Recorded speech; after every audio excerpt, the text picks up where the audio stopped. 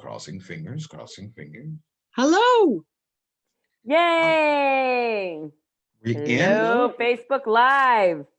Well, hello, everyone. High five to everyone. How are you all? I hope that you Woo! have your comfortable seat. I hope that you're in the area in which you really want to be in. If not, go and find that area which you want to be in. Tonight, we're going to be Exactly. talking about our bedtime stories. And I love bedtime stories because it's a chance when we really see who we are and start talking about, of course, our desires, our dreams, the things that we really want to happen in life. And it's amazing. I can't even send this to my own page because it's playing with me at the moment. But anyway, can you also hear me? Yes. Yes. Making sure. So what about, bedtime stories have you all started to like? We love talking about it. It's been our lifelong desire to talk about personal development, but it's how you actually see personal development, how we're seeing it. And we want you all to be able to give us questions, let us know what you're thinking. Don't be afraid to add, of course, your own thoughts. Just make sure that there's not too many sentence enhancers that are there. We love talking about it, but it's all about what you're trying to see in your life. And we were lucky tonight because Zoom is working. We've had our days with Zoom decides that today is not their day. It's always been ours, but it's not been always their day to talk with us. So I'm hoping that everybody is ready to go along. And ladies, please introduce yourselves because the audience would love to know. Oh, yeah, for sure. Samantha Glass from the Samantha Glass Show, where the glass is always half full. And a quick shout out to Mr. Gordon So with all of his thumbs up. Thanks for being here, Gordon. Yay! Woo! High five. No, High you have to five say is high right with five that to new grandpa. grandbaby. Oh, That's yeah. right. Oh, she's so cute. Got a chance to Okay. actually see him put the dear grandbaby for the first time. And you realize now you're talking about a burning desire. Gordon had such a burning desire to see his grandbaby up close. He hadn't had an opportunity because of the COVID virus. And he had not had an opportunity to actually go out there and be there with his grandbaby. You could talk about wanting to see someone, wanting to find out how close you can be to someone that you have never met in your lifetime and how much love that you can have. Well, Gordon, this chapter of desire happens to be you, a burning desire to hold your grandchild for the first time. I'm Kelly Chiasson with the Kelly Chiasson Show, inspired from the inside out. And it is a pleasure to be here. I'm tuning in from outside of Toronto on this lovely Thursday evening. And I'm Lester Bailey, and I'm tuning in from outside of Phoenix, Arizona. Well, I guess I came Woo! I guess I came indoors because we always want to talk about the book of Think and Grow Rich, Laws of Success, and what our desires are. And everybody wants to have success in their life, but they're not willing to work for the success. They want to go out and dream about it. They want to talk about it only to themselves. But one of the most major things that you have to do is that desire has to be turned into such a goal. It has to be written down. And we're going to talk about why we need to write these things down. Because most people, everybody knows what they want, but why is it important to write it down? Or as Kelly may say it, to use a typewriter, put it out there. However that you write things down that you can remember, even if you have to email yourself or just put a note in the bottle. I want you to make sure that there is some way you can go back and see a desire. Otherwise, it becomes a fleeting thought. And if you're not quite sure what a fleeing thought is, just think about it this way: a gnat farting in the wind. You just it goes away so quickly you don't ever know that it was there. It's just that thing that you want to start seeing in your life. Why is it that I have a desire? What's the purpose of this desire? Well, according to Napoleon Hill, when he talks about desire, he says it's the starting point to all achievement. He also says it's the first step toward riches. Now, when he's talking about, the first step and he's talking about riches, if you were with us yesterday, we had a great discussion on how Mr. Barnes decided to say, I'm going to go after something. Edwin C. Barnes said, today is going to be my first day. I'm going to take this train. I'm going to get to Orange, New Jersey, and I'm going to meet. I'm going to meet Mr. Edison. I just love that thought because there's people that I would love to meet. I mean, and just really just have a conversation with. And I've met some special people in this world, which has surprised me. But there are very few people that I would love to really sit down and have a conversation with, yet alone to go into business partnership. You know, my amazing mentor and my amazing, you're talking about friend, and fellow grandpa. I am so blessed that I got a chance to meet him on a drive from the airport. I always wanted to meet someone who can help me to go a little bit more further in life. And now I have been able to write books with him and go to certain events with him. And now I'm in a grand partnership with him, which I never saw coming. But it had always been my desire to be a part of my own business and to be with someone who can actually move me to that next step. And I really appreciate him.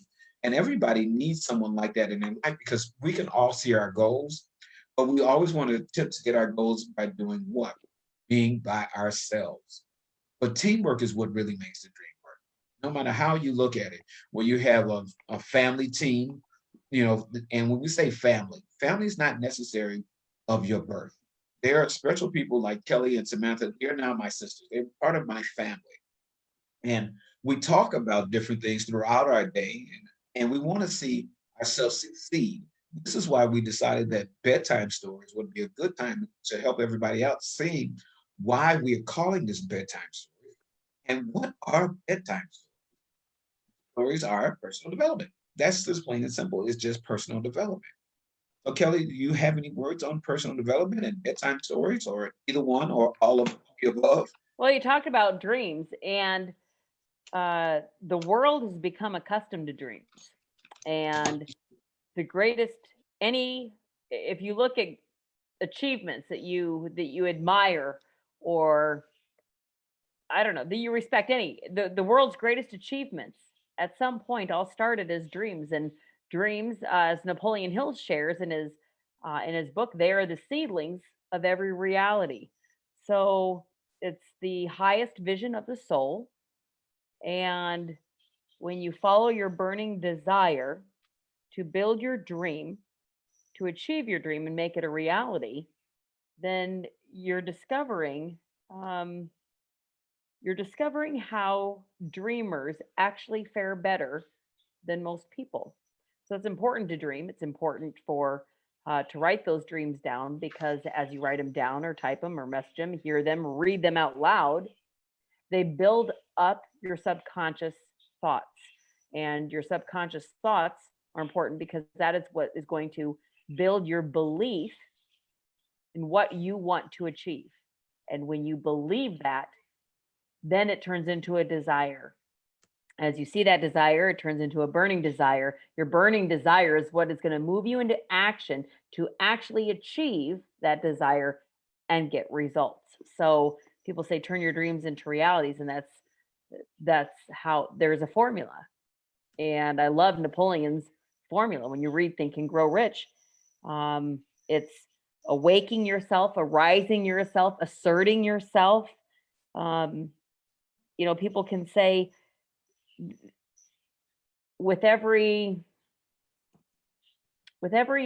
endeavor, with every circumstance, with anything going on, provides opportunities that you or the person next to you or the person next to them or the person next to them have been waiting for. It's, are you positioned to actually acknowledge it? Do you have enough humility? Do you have enough tolerance? Do you have enough open-mindedness to actually take that and do something with it? I think that's amazing, because the world is filled with an abundance of opportunity. And, the dreamers of the past never knew what would come of their achievements, right? Mm-hmm. They saw maybe a glimpse of it. Some never saw it. They're watching it from some other realm. Their generations are are seeing it and experiencing it. So that's it. Dreamers are not born of indifference, laziness, or lack of ambition. And I think as time goes on, there is more of an acceptance of dreamers because there's more documented cases of individuals that have done such amazing things that in 2020,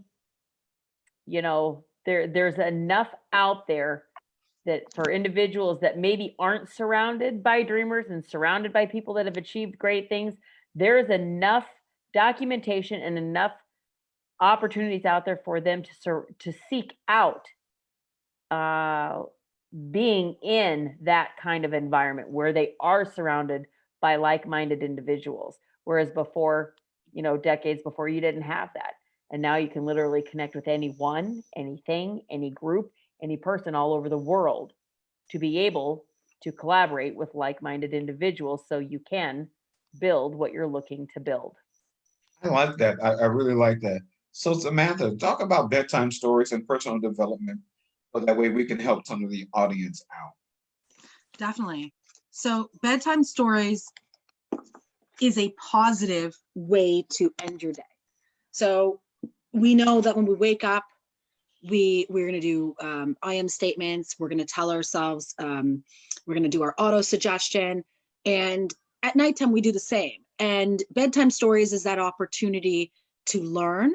It's that opportunity to go over the principles of Think and Grow Rich and hear from some of the great experts. These, my two partners here, Lester and Kelly, these guys have read this book many, many, many, many times. And they are definitely, they're definitely experts in it. So I bring a different side to the table, but every time you read it, every time I've gone over it, so I go back over the chapters that I've read, I'm pulling out different things from it that I've done before. So it's important to come back, listen to it, put posts in the comment section about your thoughts. And as Lester or Kelly's asking questions, comment, because you may have a different perspective than we do, right? It's really about taking what we're learning here and analyzing it and picking it apart. And I don't think that we're going to have the same exact answers. And I think it's a mastermind, really. That's what this is.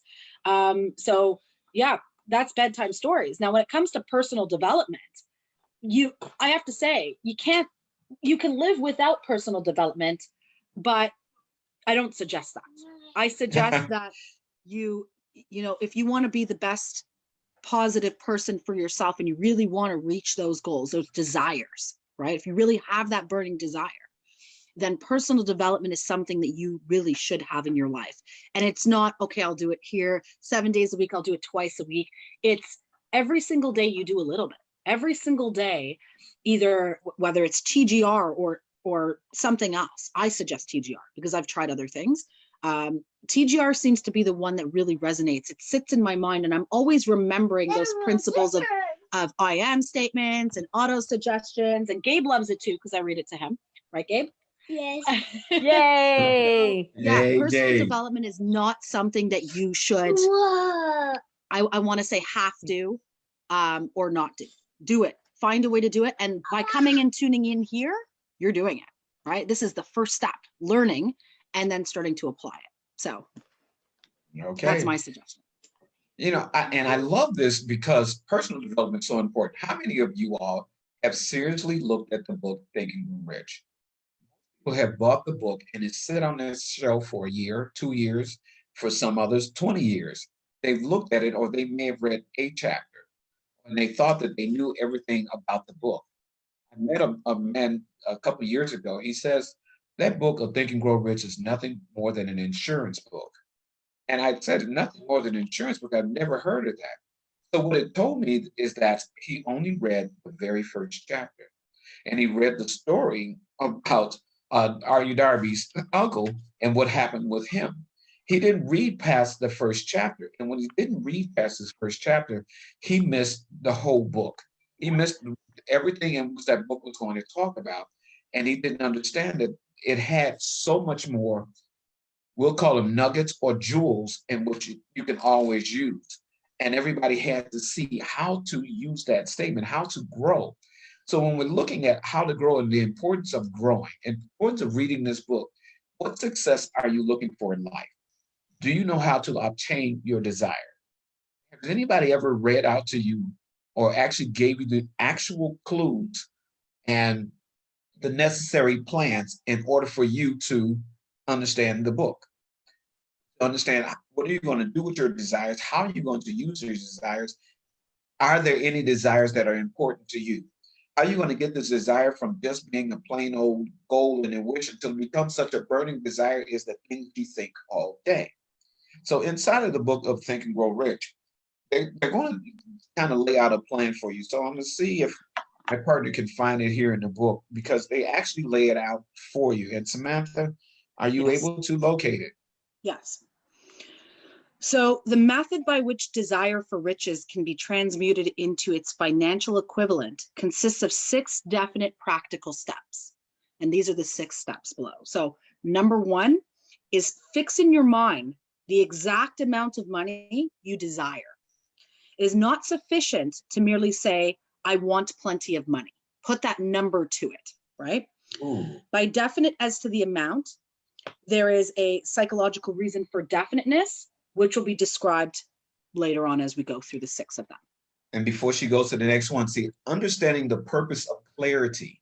Most people will say, I want a lot of money. I like to have, a lot. What is a lot of money? If a person right now who does not have a job, they don't have any cash in their hand, a lot of money can be that dollar. And it sounds so simple, but when you were in college and you didn't have any money, you were happy if somebody had a dollar because that meant that somebody may be able to eat. So I want you to make sure that you understand clarity is one of the most important parts. Okay, Samantha. Okay, number 2 is determine exactly what you intend to give in return for the money you desire. Means And you there get, is there is no such reality as something for nothing. means you got to put a little work in, you all. A little work. It doesn't just fall off a tree. No, I've been looking for that tree all my life. Me too. Number 3 is establish a definite date when you intend to possess the money you desire. Why do you want to have a definite date? Because saying I want a lot of money or saying I want $1 million by June is not a date because you looked at when does June come? It comes every summer. It hasn't been a summer that there hasn't been a June. It comes every summer.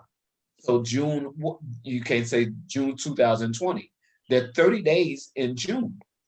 So did you pick a day? You can actually pick up all the way up because we talked about clarity.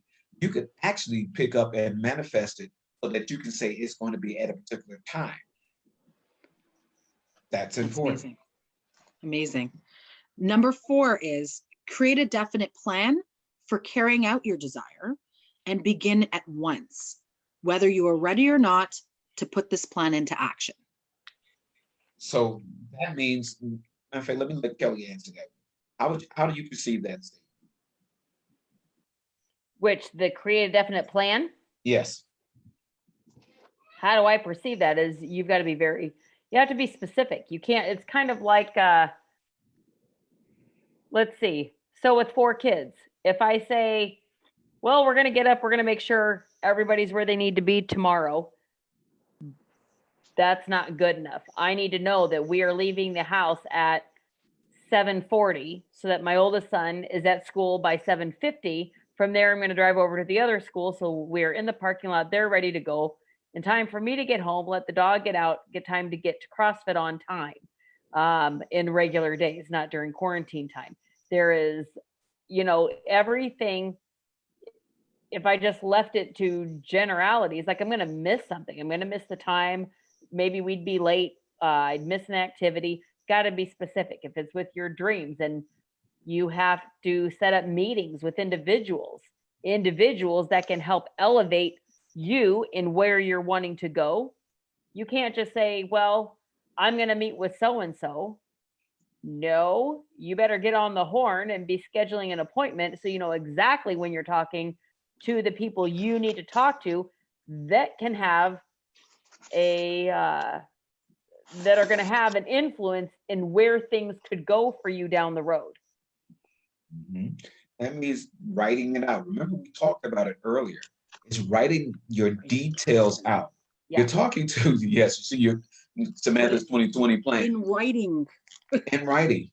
No matter, her being a paralegal means every detail has to be written out, because if one thing is missed out of this detail, what will happen with her plans? It's not to saying that you cannot change plans as you go, because you may have new revelations. But if you don't have anything down, where do you go when you get lost?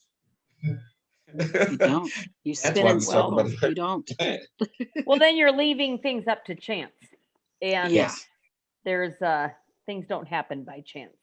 Exactly. If Exactly. you're looking at it, we're detailing it right here inside of this book. That's why it's stated inside of this book, so that my plan will not, not mess up Kelly's plan, will not mess up Samantha's plan. All of us understand that we have to have a direct plan in order to be success. And they say success leaves clues.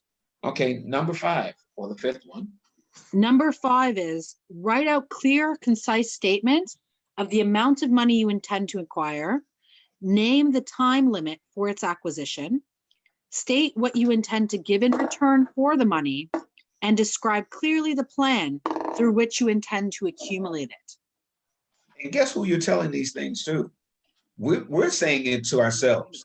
We're hearing this because each one of us has a desired plan written out.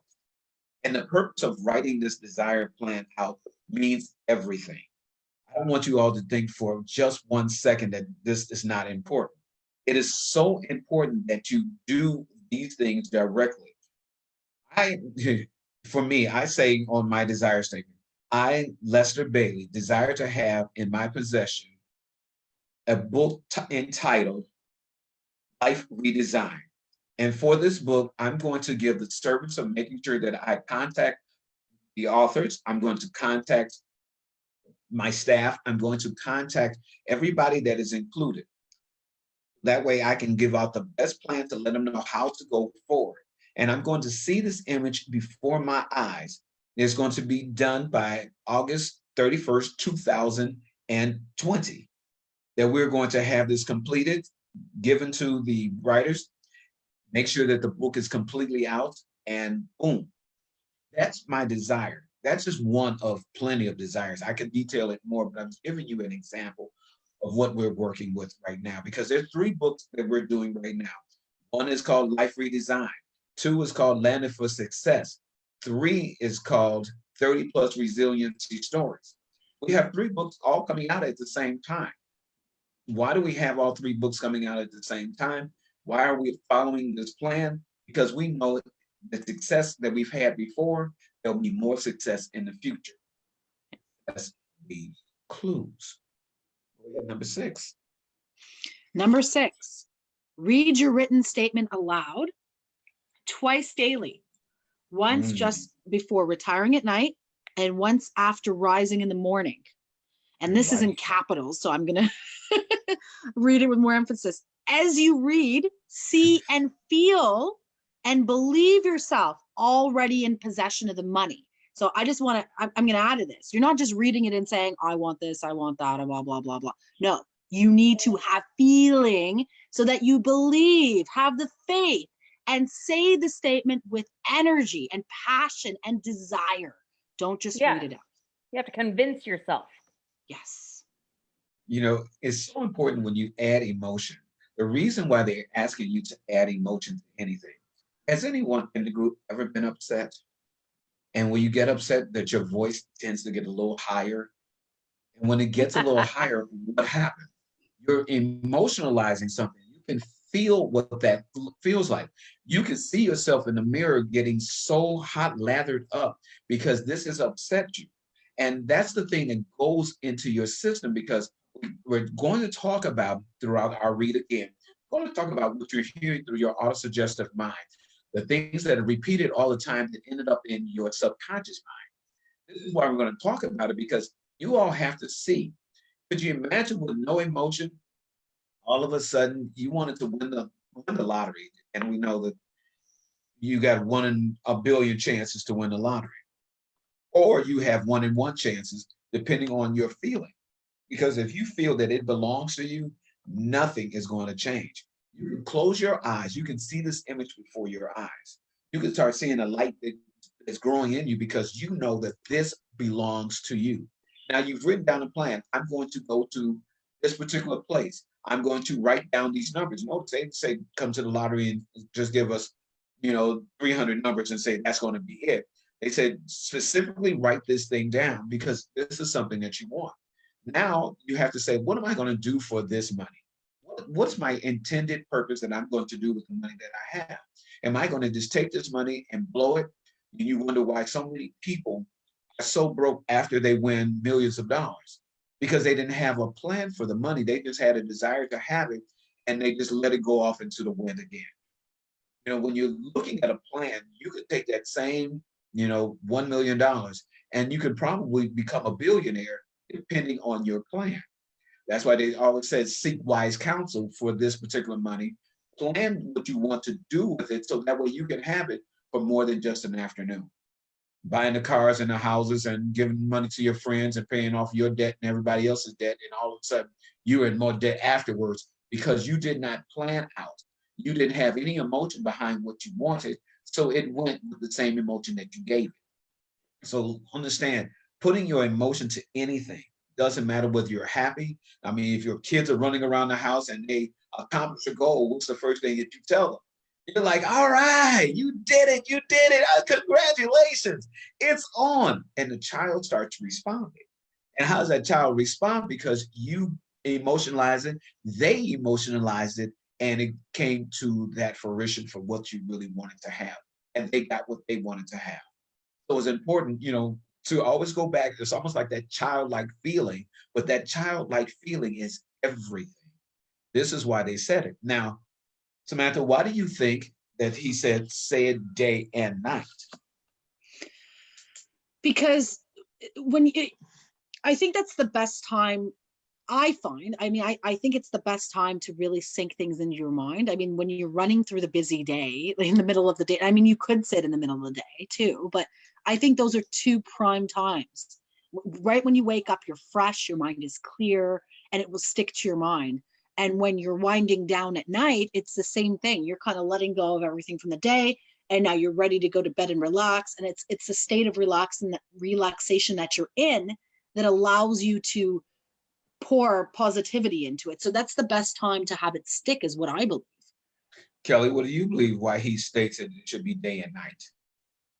Because that is your last thought before you go to sleep at night, and it is your first thought when you wake up.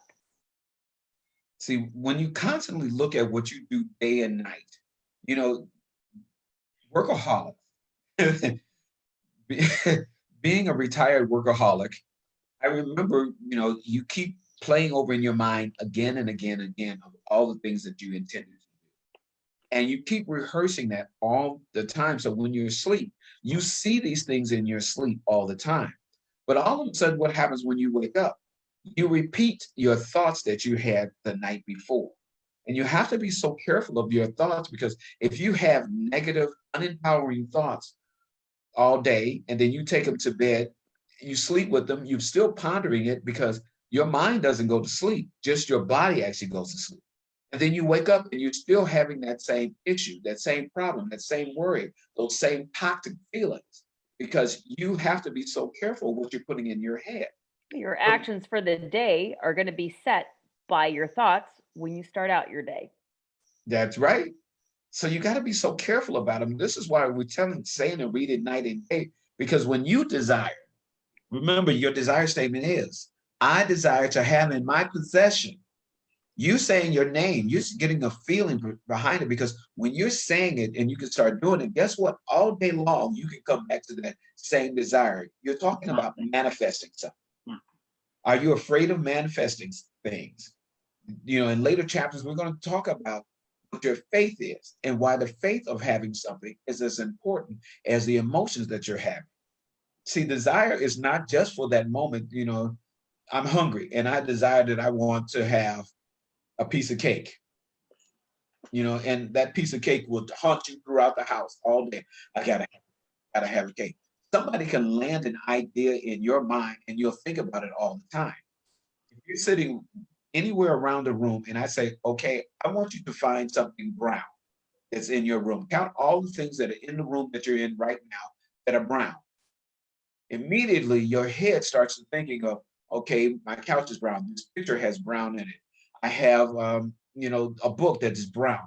You can find brown all around the room because I'm talking about it and I'm adding these thoughts into your head. And the more that I add that thought in your head and I say, okay, let me disrupt what you're thinking. Now I want you to look for everything that's in your house that's red. Then you can start picking up something else because I've given you another directive. See, what goes into your head are things that you hear all the time. This is why we're saying protect your thoughts. If thoughts are things, what are you thinking and what are you protecting? And how important is that? So Kelly's going to read a couple stories about here with certain people having in the back of their mind why they wanted success and why success has left some clues. So Kelly, choose any one of them. Well, I'll start because the individuals that I'll mention some here is there's a lot of people that position themselves into opportunities that market their talents. And so here we go. Columbus. He dreamed of an unknown world. He staked his life on the existence of such a world and he discovered it. Take the great astronomer Copernicus, who dreamed of multiplicity of worlds. And what did he do? He did nothing but reveal them. No one denounced him as impractical. He triumphed, and the world worshipped at his shrine, proving once more success requires no apologies, and failure permits no alibis. If the thing you wish to do is right and you believe in it, you ought to go ahead and do it. Put your dream across and never mind what they say. If you meet with temporary defeat, and remember, I said temporary defeat because it's nothing more than a temporary experience.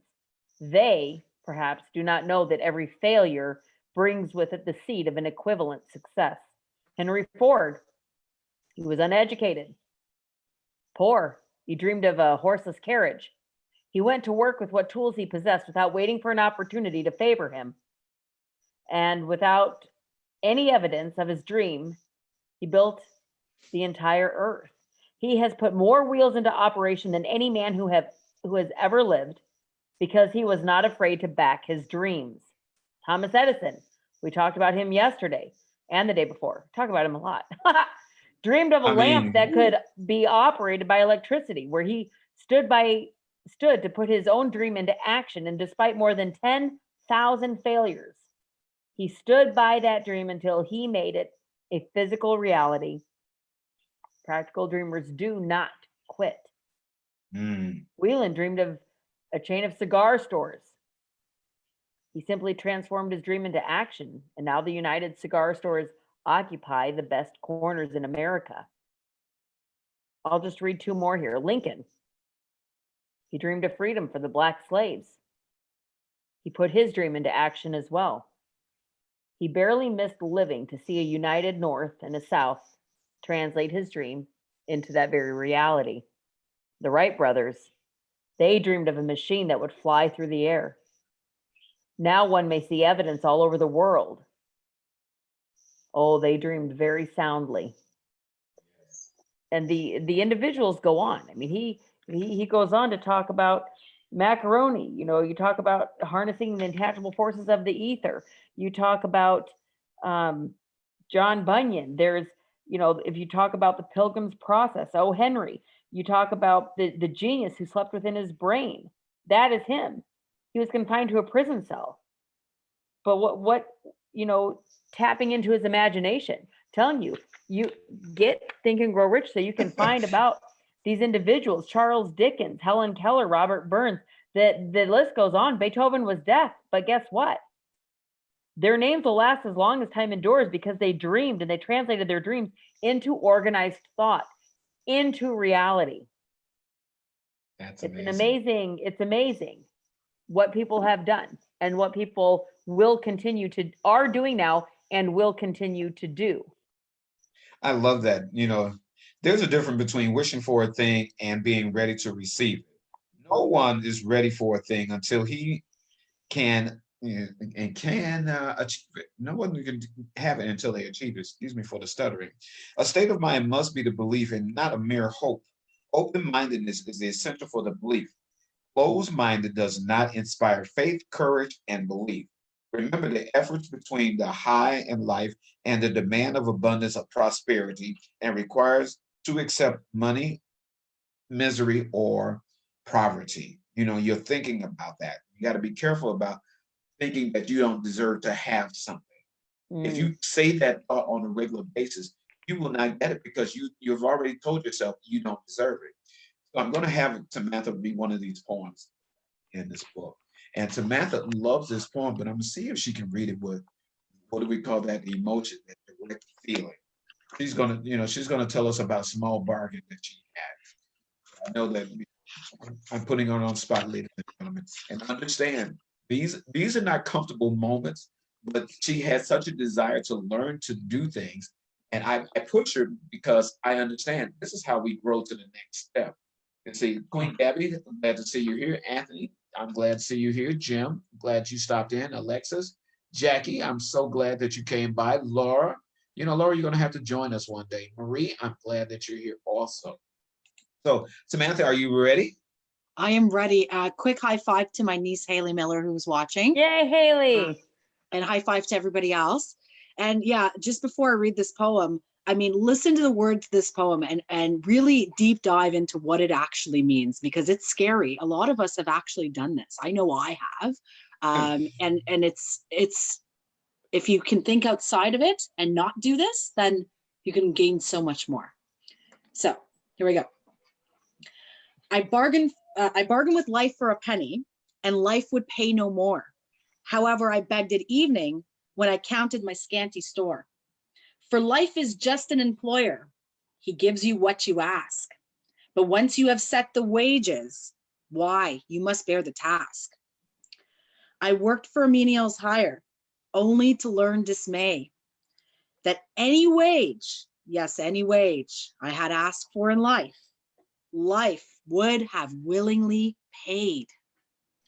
And I love that poem. And sadly to say, let me tell you, instructed to ask you to read it again with more feeling. So you have to read it again. I just got that message. I'm not going to tell you from whom, but I bet Yeah. you. I bargained with life for a penny, and life would pay no more. However, I begged at evening when I counted my scanty store. For life is just an employer. He gives you what you ask.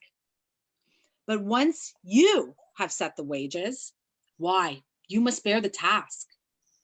I worked for a menial's hire, only to learn dismay, that any wage, yes, any wage I had asked for in life, life would have willingly paid.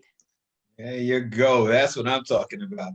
Because the more emotion that you add to that, you'll actually see it. So, Kelly, can you break that poem down for us a little bit, please?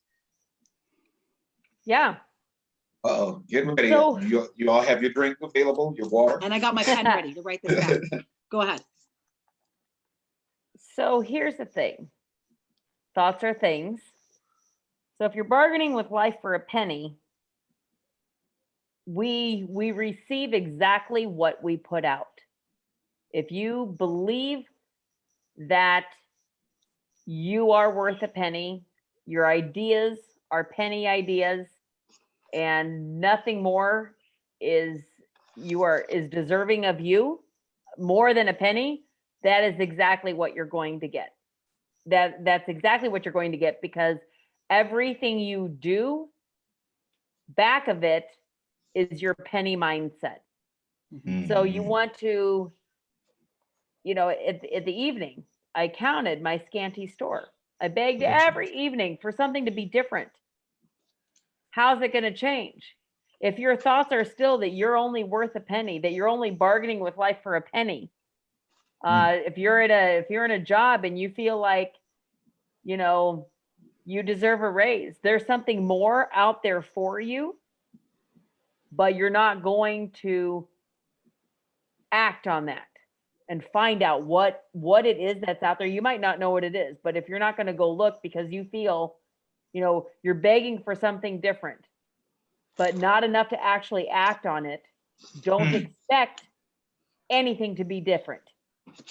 You can't, I've said it before on here, and I say it outside of here, but you have to get comfortable with being uncomfortable. It's not Yes. always people's comfort zone and in their easy space to take a risk and do something different.